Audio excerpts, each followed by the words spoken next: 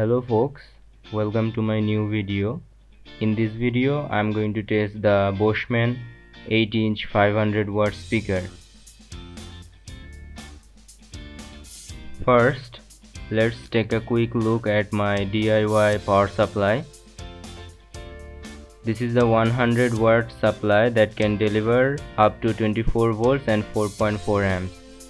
There's a fan running because it gets very hot when I drive my 100-watt LED softbox.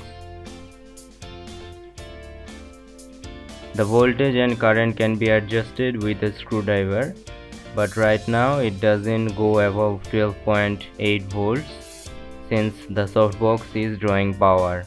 Now let's move to the amplifier section. It has two inputs. One is 220 volts AC and the other is 12 to 24 volts DC. The AC input powers the transformer which runs the preamp. The DC input powers the main amplifier and the Bluetooth module. The Bluetooth module has an aux port as well for line input. And this is the main amplifier and this is the chip. The Bluetooth module gets power through this 5-volt regulator IC,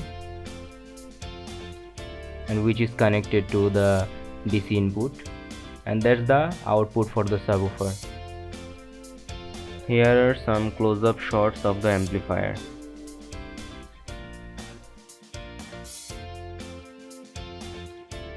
Now here's the main beast of today's test, the Boschmann speaker.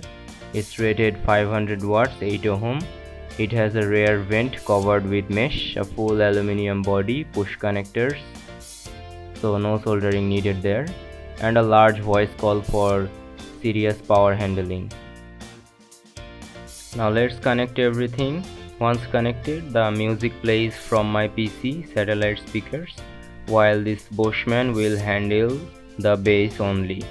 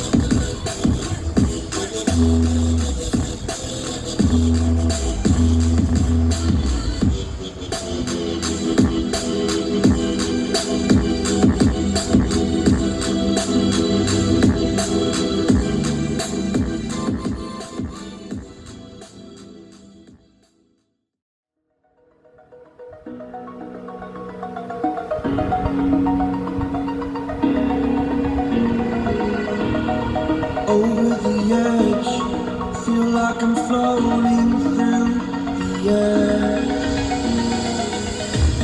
The pain I felt is paid for, all is said and done.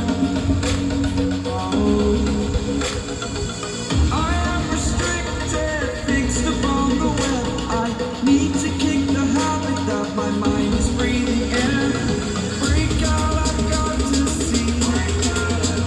Spent all my life holding all of it closely.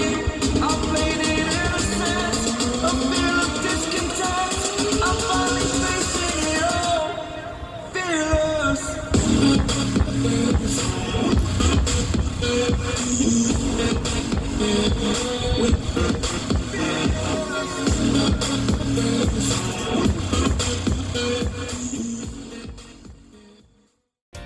You may have heard some clicking noise while the music was being played.